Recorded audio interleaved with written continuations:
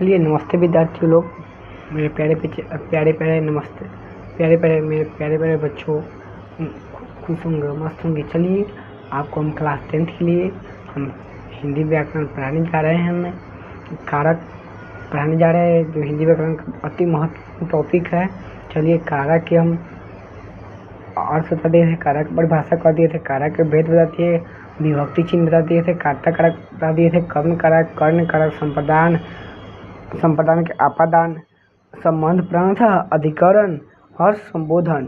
चलिए हमारे YouTube channel में आपका स्वागत है तहे दिल से। दिशा ऑनलाइन क्लास 2.0 में आपका स्वागत है। चलिए बड़ी उम्मीदों के बाद हम क्लास ले पा रहा हूँ मैं निरंजन कुमार। आप लोग खुश रहिए, मस्त रहिए, हंसते रहिए, खेलते रहिए, मुस्कुराते रहिए। हम एक लाया हूँ टॉपिक बढ़िया शानदार आप लोग को हिंदी व्याकरण पढ़ाने के लिए। मैं क्लास 10वीं का हम टीचर हूँ। चलिए आपको हम नए अंदाज में हम इस टॉपिक पर चर्चा करते हैं। चलिए संबंध कारक क्या होता है उसके बारे में चलिए आपको हम पढ़ाते हैं। संबंध कारक और विषय लाते हैं, इसके बाद पढ़ाते हैं, आपको मैथ लाएंगे इसके बाद। चलिए संबंध कारक क्या होता है, चलिए अगर लिखिएगा संबंध कारक क्या। हाँ, एक मोटिवेशनल बात सुन लीजिएगा। तू हंस तू मुस्कुरा, तू हंस तू मुस्कुरा, तू रोना कम कर दे। तू हंस तू मुस्कुरा, तू रोना कम कर दे। अगर तू जिंदा है तो जिंदगी के नाकों में दम कर दे। अगर तू जिंदा है तो जिंदगी के नाकों में दम कर दे। चलिए हम एक आज नए उम्मीद और जोश जुनून के साथ हम बोर्डों की ओर चलिए पढ़ाते हैं। संबंध कारक क्या होता है, चलिए लिखिएगा आप लोग। टॉपिक हमारा वही है, संबंध कारक क्या होता है। संबंध कारक का नंबर पर है 6 नंबर पर टॉपिक लाए हैं संबंध कारक।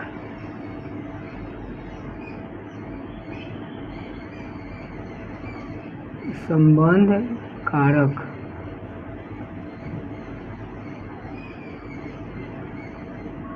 संबंध कारक यही होता है। संबंध कारक क्या होता है इसका लिख दीजिए, क्या होता है इसका विभक्ति चिन्ह लिखिए, का, के, की, का, के, की, और एक और होता है रा, रे, री, रा, रे, ये भी होता है हमारा विभक्ति चिन्ह। चलिए परिभाषा, जिससे किसी वस्तु का संबंध का पता हो उसे संबंध कारक कहते हैं। चलिए डिफिनेशन आप लोग लिखिए, जिससे किसी वस्तु का संबंध का पता संबंध होता है, संबंध हो उसे संबंध कारक कहते हैं। जैसे चलिए एग्जाम्पल परिभाषा लिखेगा, जिससे किसी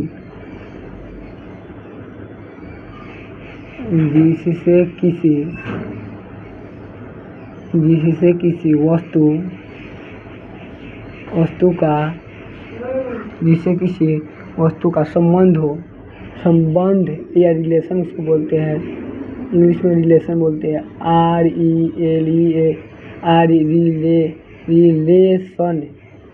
रिलेशन इसको संबंध हो, जिससे किसी वस्तु का संबंध हो उसे संबंध कारक कहते हैं। उसे संबंध कारक कहते हैं, उसे संबंध कारक कहते हैं, उसे संबंध कारक कहते हैं। संबंध कारक परिभाषा समझिएगा आप लोग, जिससे किसी वस्तु का संबंध का पता चले या होता है उसे हम संबंध कारक कहते हैं। चलिए जैसे में लिखिएगा आप लोग, जैसे में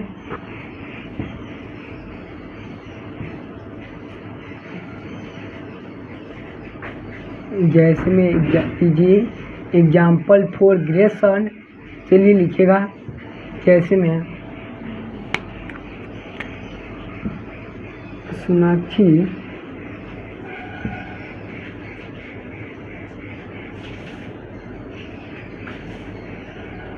का घर पुराना है। सोनाक्षी का घर पुराना, इसमें क्या पता चल रहा है आप लोगों को?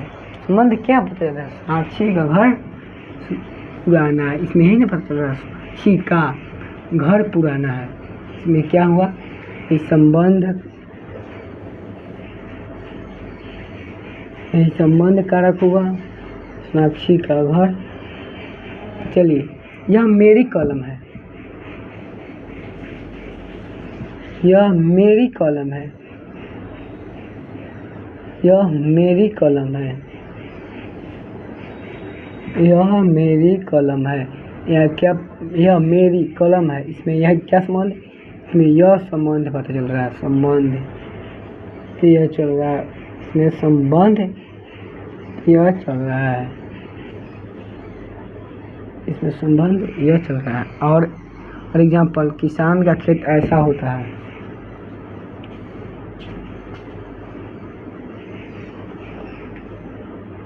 किसान का खेत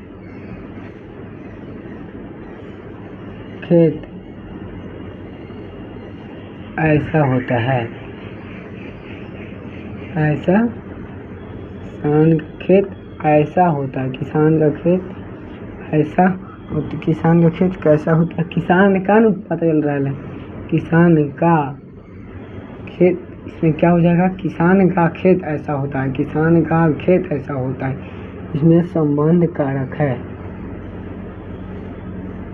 इसमें संबंध कारक है। चलिए, समझ में आया होगा क्या सिखाते हैं? फिर चलिए देखिएगा। किसान का, इसमें किसान का, इसमें किसान का होगा, इनका बार मेरी होगा, मेरी होगा। इसमें हाँ, इसमें यह पता चल रहा है, ठीक है। हाँ चलिए, ठीक है, आगे चलिए इसे समझाते हैं। संबंध कारक क्या होता है आप लोगों को अच्छे से। चलिए, संबंध कारक क्या होता है? संबंध कारक कभी कभी का, के, की, रा, रे, री, जिससे किसी वस्तु का संबंध हो उसे संबंध कारक कहते हैं। जैसे में सोनाक्षी का घर पुराना है, जैसे में सोनाक्षी का घर, जैसे में सोनाक्षी का घर पुराना है। इस पर यह मेरी कलम है, इसमें मेरी हो जाएगा संबंध कारक। इसमें किसान का खेत ऐसा होता है, इसमें किसान का खेत हो जाएगा, इसमें किसान का खेत हो जाएगा, इसमें यह हो जाएगा, ठीक है, किसान का खेत हो जाएगा, इसमें यह। चलिए आगे पढ़ाते हैं आपको। अधिकरण कारक क्या होता है? अधिकरण टॉपिक है, अधिकरण 7वां टॉपिक, अधिकरण कारक।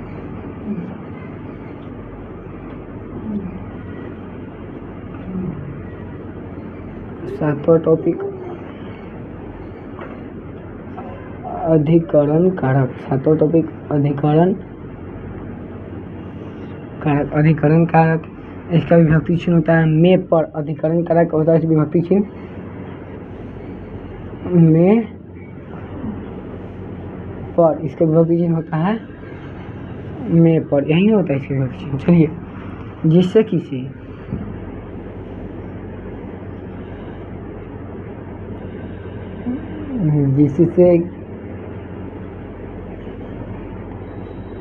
जिससे क्रिया का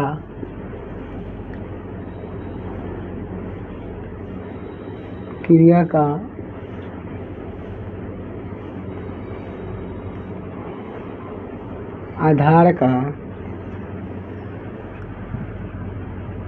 का पता लगे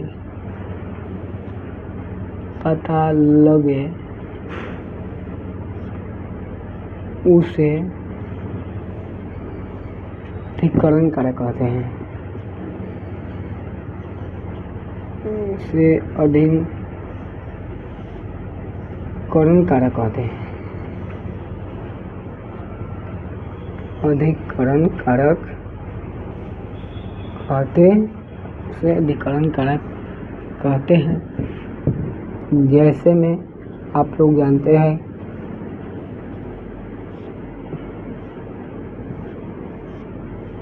जैसे में एग्जाम्पल आप लोग देखिएगा, मैदान में बच्चे खेल रहे हैं। मैदान में बच्चे खेल रहे हैं। मैदान में बच्चे खेल रहे हैं। खेल रहे हैं। खेल रहे हैं। मैदान में बच्चे खेल रहे हैं, इसमें यही होगा, मैदान में बच्चे खेल रहे हैं। आगे टेबल पर लड़का नाच रहा है। टेबल पर लड़का नाच रहा है।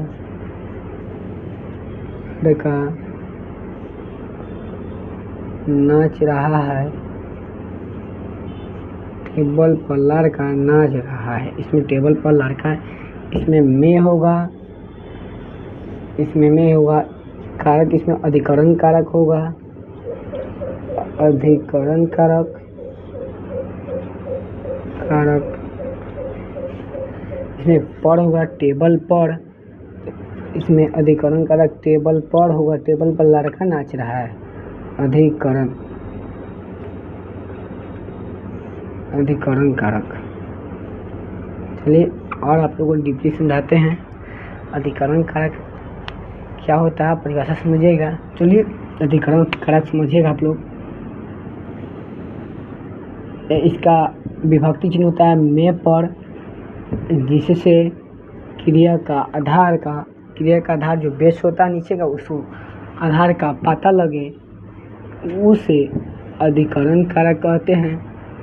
जैसे में एग्जाम्पल, मैदान में बच्चे खेल रहे हैं। इसमें क्या पता चल रहा है, मैदान में, इसमें आधार चल रहा है, इसमें मैदान में बच्चे खेल रहे हैं, इसमें में होगा। चलिए टेबल पर लड़का नाच रहा है। इसमें टेबल पर न लड़का नाच रहा है, तो पर हो जाएगा, इसमें अधिकरण कारक ये हो जाएगा, ये भी अधिकरण कारक हो जाएगा। चलिए आगे का टॉपिक हम बताते हैं आप लोग को, संबोधन कारक। 8वां टॉपिक क्या है हमारा, संबोधन कारक है 8वां टॉपिक।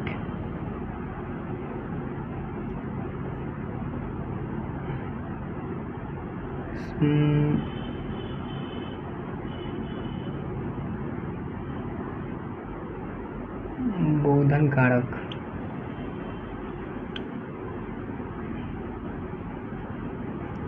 हे अजी, हे अजी, हे अजी, अहो, अहो रे, यही ना है, हे अजी अहो रे, हे अजी अहो रे, यही है। विभक्ति चिन्ह भी लिख दिए, जिससे किसी पुकारा या जिससे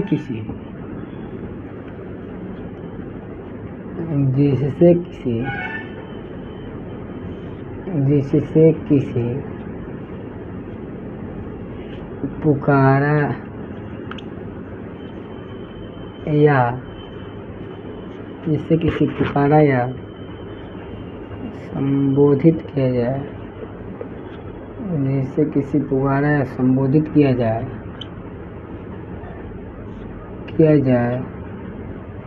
जिसे किसी पुकारा जाए या संबोधित किया जाए, जिसे किसी पुकारा जाए या संबोधित किया जाए, उसे संबोधन कारक कहते हैं। उसे संबोधन कारक कहते हैं।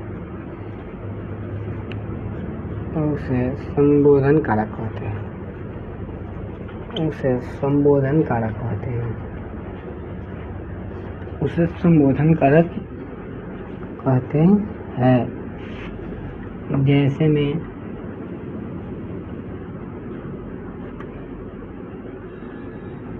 में हे राम दया करो।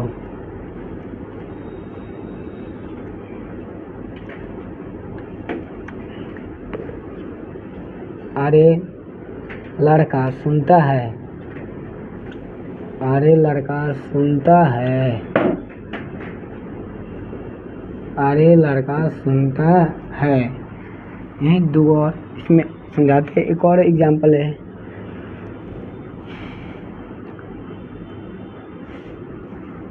हे मालिक रहम करो, हे मालिक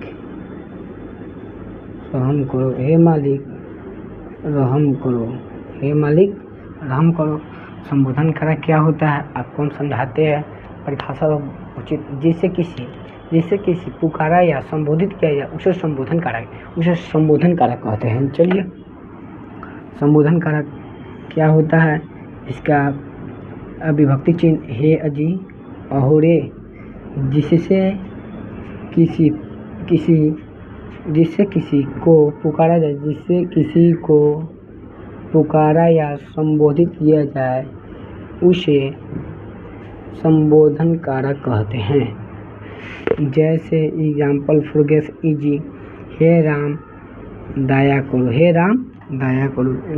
रे लड़का सुनता है, हे मालिक रहम करो, हे मालिक रहम करे, हे मालिक रहम करे। चलिए, ये टॉपिक समाप्त हुआ हमारा। अगले हम कल मैथ का दमदार टॉपिक लेकर आते हैं।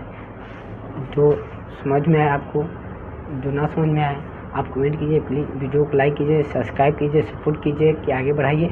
चलिए, बस अपनी वाणी को यहीं तक विराम देते हुए नहाने दीजिए। कल आपको हम नया टॉपिक लाएंगे।